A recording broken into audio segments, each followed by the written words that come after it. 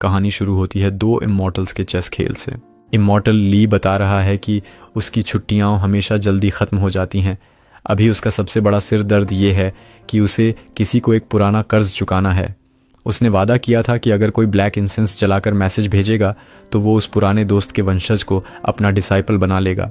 पर पिछले 3 सालों में हर बार इंसेंस जलते ही तुरंत बुझ जाता था। इसलिए ली परेशान होकर 13वीं बार इंसेंस जलते ही खुद धरती पर पहुंच जाता है, ये देखने की कौन उसे बार बार तंग कर रहा है।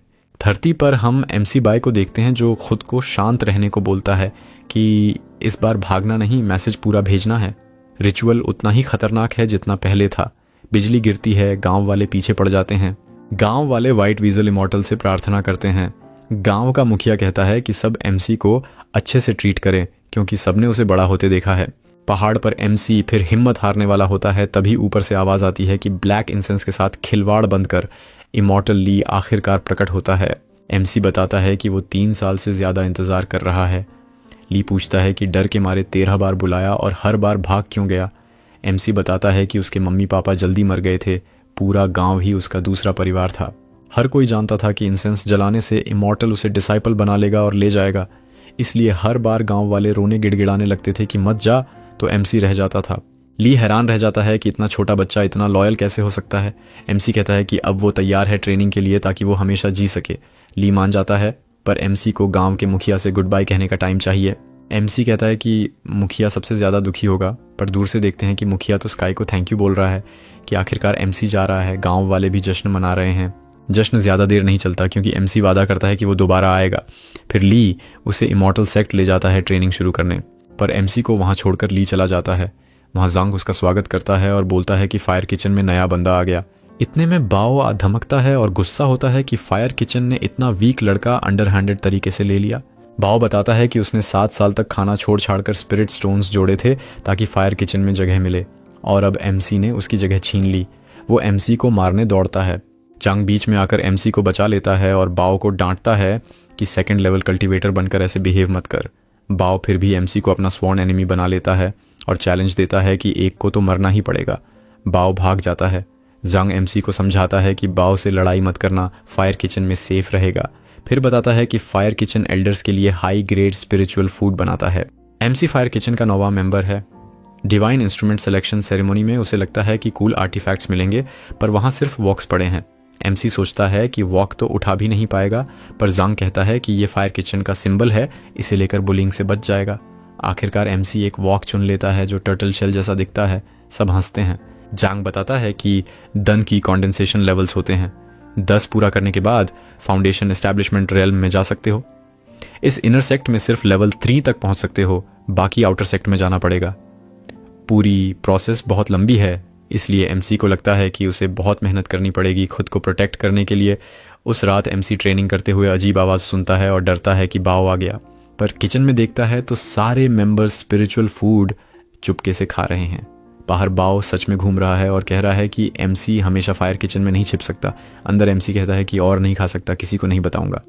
सब बोलते हैं कि नया है, इसलिए इम्प्यूरिटीज़ निकालने के लिए स्पिरिचुअल फूड खाना ज़रूरी है। खाते खाते बॉन्डिंग होती है और MC का शरीर जलने लगता है। अगली सुबह MC को कोई दर्द नहीं, की सर्कुलेट होने लगा। वो और जोश में आ जाता है। कुछ टाइम बाद वो स्पिरिचुअल पावर कंट्रोल कर लेता है। भूख लगती है तो एक ग्रेन स्पिरिचुअल राइस को वोक में पकाता है। रिजल्ट देखकर हैरान रह जाता है। बाद में बाकी मेंबर्स कहते हैं कि चिंता हो रही थी, इतने दिन दिखा नहीं। MC बताता है कि सीरियस ट्रेनिंग कर रहा था। जंग हैरान कि इतनी जल्दी फर्स्ट की कंडेंसेशन लेवल पहुंच गया। MC ग्लोइंग राइस का क्रेडिट देता है। सब हंसते हैं कि ग्लोइंग राइस जैसी कोई चीज़ नहीं होती, वो तो रिफाइंड आइटम्स में होती है। फिर रिफाइनिंग के 3 टाइप्स बताते हैं, वेपन रिफाइनिंग, एलिक्सर रिफाइनिंग और सबसे rare spiritual refining. Spiritual refining में दुनिया की लिविंग ची को ज़बरदस्ती आइटम में डालते हो। हर सक्सेस पर यूनिक एंग्रेविंग बनती है और पावर डबल हो जाती है। उस रात MC सोचता है कि क्या उसका राइस स्पिरिचुअल रिफाइंड था और उसका वॉक सच में डिवाइन इंस्ट्रूमेंट है जो स्पिरिचुअल रिफाइनिंग कर सकता है। वो डिसाइड करता है कि टेस्ट करेगा और सबसे छुपाएगा। बाहर बाओ अभी भी इंतज़ार करता रहता है। MC को पता चलता है कि बाओ सिर्फ 2nd लेवल पर था, इसीलिए और मेहनत करने लगता है ताकि छिपना ना पड़े। कुछ टाइम बाद एमसी अपने वुडन सोर्ड को 2 बार स्पिरिचुअल रिफाइन कर चुका होता है। तभी वॉक से कुछ खिंचाव सा महसूस होता है और उसके कुछ बाल झड़ जाते हैं। उसे समझ आता है कि रिफाइनिंग से लाइफ स्पैन कम हो रहा है। सारी ज़िंदगी कॉशियस रहकर लंबा जीने का सपना था, अब वॉक को कोसता है। पर तभी उसे पता चलता है कि वोकी को समन और अब्जॉर्ब कर सकता है। जांग बुलाता है तो वो बाहर आता है और सारा गुस्सा बाओ पर निकालता है कि तेरे कारण इतनी मेहनत की, लाइफ स्पैन गया, अब फाइट कर। पर पता चलता है कि बाओ गायब हो गया, शायद हार मान ली। एमसी दुखी की लाइफ स्पैन बेकार गया। तभी कोई मेंबर सुन लेता है और बताता है कि एक नया मिशन कंप्लीट करने पर 1 साल लाइफ स्पैन एक्सटेंशन मिलता है। एमसी टाउन सप्लाइज लेने जाता है पर पैसे कम पड़ जाते हैं।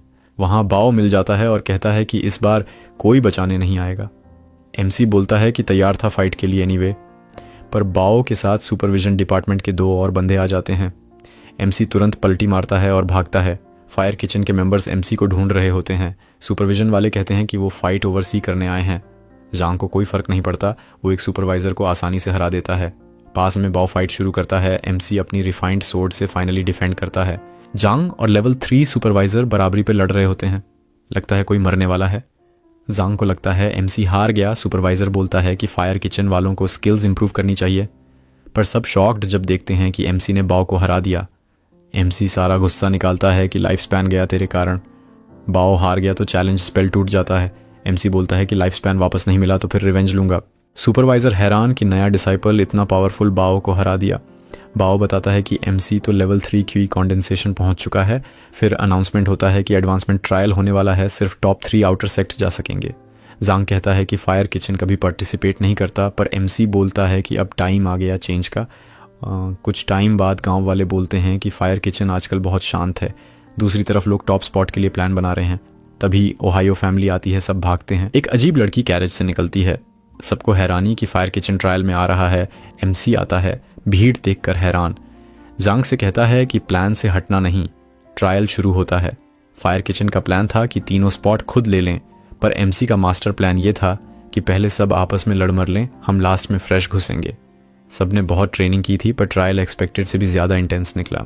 बाकी मेंबर्स को लड़ना पड़ता है ताकि एमसी आगे निकल जाए। जितना ऊपर जाते हैं मूवमेंट रिस्ट्रिक्ट होती है, पर एमसी पर कोई असर नहीं।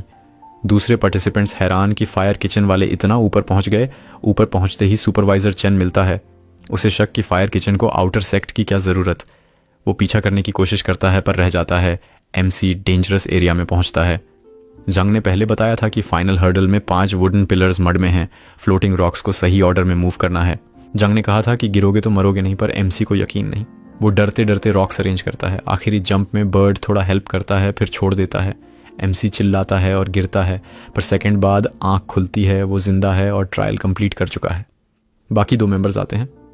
तीनों गेट क्रॉस करते ही ऑफिशियल आउटर सेक्ट डिसाइपल्स बन जाते हैं।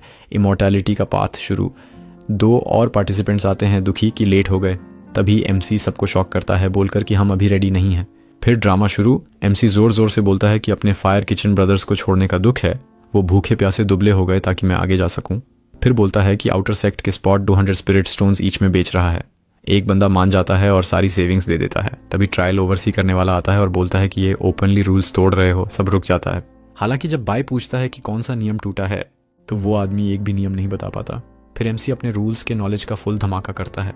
फिर तो घंटों बीत जाते हैं। एमसी एक एक करके सारे 386 रूल्स रटता चला जाता है और ओवरसियर को सारे रूल्स सुना देता है। चूंकि कोई रूल वायोलेट नहीं हो रहा तो ओवरसियर ट्रांजैक्शन को आगे बढ़ाता है और बाकी 2 स्पॉट्स के लिए बिड्स लेने लगता है। कई लोग 300 स्टोन्स तक ऑफर करते हैं, लेकिन तभी दहू फैमिली की वो अजीब लड़की आती है और 10 गुना ज़्यादा यानी 3000 स्टोन्स की बिड ठोक देती है। बेशौक हो जाता है लेकिन ग्रेशियसली एक्सेप्ट कर लेता है और वो लड़की officially second outer sector disciple बन जाती है। तभी चेन आता है और सीन देखकर गुस्सा हो जाता है, लेकिन ओवरसियर उसे एक्सप्लेन करता है कि कोई रूल नहीं टूट रहा। वो मानता है कि ये पहली बार हुआ है और सबको लॉ एनफोर्समेंट हॉल चलने को बोलता है। सब मान जाते हैं क्योंकि उन्हें कॉन्फिडेंस है कि वो रूल ब्रेक नहीं कर रहे। लेकिन चेन को ये बिल्कुल पसंद नहीं आता और वो एमसी को गेट की तरफ भेज देता है ताकि उसे फोर्स से आउटर सेक्टर डिसाइपल बना दे। Thanks for watching part 1।